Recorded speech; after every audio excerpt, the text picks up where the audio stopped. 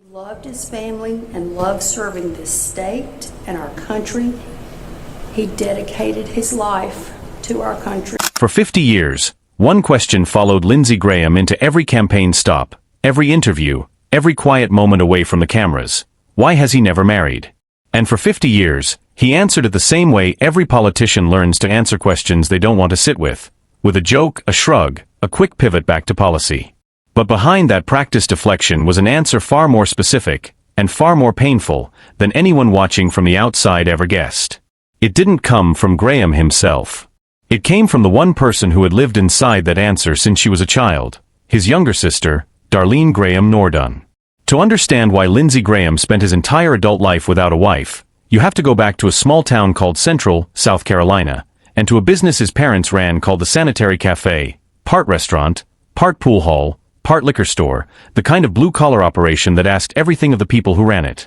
Lindsey Olin Graham was born there on July 9, 1955, and for years the family actually lived in a few rooms behind the business itself. It was not a glamorous childhood, and it was not one built for comfort.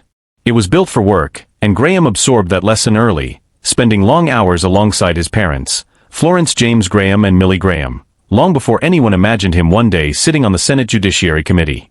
He was the first person in his immediate family to attend college, enrolling at the University of South Carolina with plans that, at the time, had nothing to do with national politics at all. That ordinary, hard-working life was shattered in 1976. Graham's mother was diagnosed with Hodgkin lymphoma and died that year, just as his younger sister Darline was approaching her 12th birthday. 15 months later, tragedy struck again. Their father died suddenly of a massive heart attack. Graham was 22 years old, a senior at the University of South Carolina. Darline, only 13, was the one who found their father's body when she went to wake him for school. In the space of little more than a year, two children who had grown up behind a small-town bar were left with no parents at all, and no wealthy relatives waiting to absorb them. There was, in effect, only a young man barely out of his teens and a little sister who now depended entirely on him. What happened next is the part of the story that rarely makes it into the political profiles. Rather than allow his little sister to be split off to distant relatives, Graham made the decision to keep her with him and raise her himself. He has described that moment in interviews over the years, and Darline herself has recalled it in even more specific terms. Speaking to NPR in 2015, she remembered standing in the living room of their childhood home, terrified, when her brother pulled her close and promised he would always be there for her. It was not an abstract comfort. It became the organizing principle of the rest of his life, and friends who knew him during those years have often said the loss forced him to grow up almost overnight, trading the ordinary concerns of a college student for the responsibilities of a guardian. Graham enrolled in the Air Force JAG Corps in 1982 and began active duty, eventually legally adopting his own sister so she could be covered under his military family benefits. For years afterward, he balanced an intense military legal career with the day-to-day realities of raising a teenager who had lost both her parents. Darline lived with relatives nearby in Seneca, South Carolina, while Graham's Air Force postings, including several years stationed at Rhein-Main Air Base in Germany as a military prosecutor and defense attorney, frequently kept him overseas. He came home almost every weekend he could manage, and by his sister's own account he was not a distant ceremonial guardian. He kept track of her curfew, her friendships, the ordinary details most people assume only full-time parents bother with. In a 2014 campaign advertisement, Darline described a brother who never let her down, someone who took on the full weight of raising a little sister in a way she still struggled to fully explain decades later. That arrangement, unusual for a man barely out of his 20s, left very little space in Graham's life for the kind of dating and courtship most of his peers were pursuing. While friends were building households of their own, Graham was managing report cards, curfews, and grief, thousands of miles away from home for long stretches at a time. It is easy, looking back from the vantage point of his decades in the Senate, to treat that period as a brief prelude to the real story. But for Graham and his sister, it was the real story, the one that quietly shaped every decision that came afterward, including the decisions he never made, the wedding that never happened, the household he never built for himself. By the time Graham entered elected politics, first as an assistant county attorney and then as city attorney for his hometown of Central, Darline was grown and building a life of her own in South Carolina.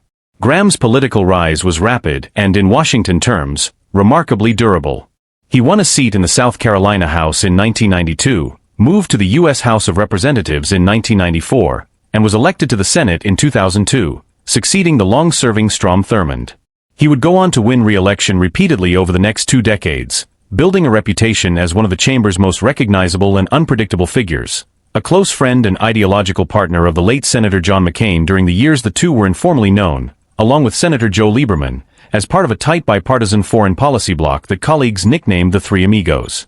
That friendship endured well beyond McCain's death in 2018, with Graham remaining close to the McCain family for years afterward, a loyalty that mirrored, in its own way, the same instinct that had once made him keep his sister close rather than let distance and circumstance pull them apart. Graham's legislative career was defined as much by his willingness to cross party lines as by his hawkish instincts on national security. In the mid-2000s he partnered with the late Senator Ted Kennedy on comprehensive immigration reform, and years later became a central figure in the Senate's bipartisan Gang of Eight, which crafted a sweeping immigration bill in 2013 that passed the Senate but stalled in the House. Drawing on his own background as an Air Force lawyer and reserve officer, he became known as one of the Senate's most reliable voices for a strong military and an assertive American role abroad, traveling repeatedly to Iraq, Afghanistan, and later Ukraine to meet with troops, diplomats, and government officials directly rather than relying solely on briefings in Washington. He later chaired the Senate Judiciary Committee from 2019 to 2021, overseeing a long line of federal judicial confirmations, and went on to chair the Senate Budget Committee beginning in 2025, remaining deeply engaged in foreign policy debates until the very end of his life. His relationship with Donald Trump also transformed dramatically over the years, evolving from open, sometimes bitter criticism during the 2016 campaign into one of the president's closest alliances in the Senate following McCain's death. Through all of it, the marriage question never fully went away. It resurfaced hardest during his brief run for the 2016 Republican presidential nomination, when reporters pressed him repeatedly about who might serve as First Lady if he won. Graham, characteristically, answered with humor rather than explanation, and the deeper reason behind his single life stayed largely private, known mostly to family and close friends rather than the voting public that kept sending him back to Washington election after election. Lindsey Graham died on the night of Saturday, July 11, 2026, at the age of 71, following what his office initially described only as a brief and sudden illness. He had recently returned from a trip to Kiev, and President Trump later said the two had spoken by phone just hours before Graham's death, telling reporters that other than seeming tired, his old friend had sounded fine. Preliminary findings from the District of Columbia Medical Examiner's office pointed to an aortic dissection, a tear in the body's main artery, brought on by hardened arteries, a condition that can develop silently for years before turning fatal without warning, which made the timing especially jarring given how active his final week in public life had been.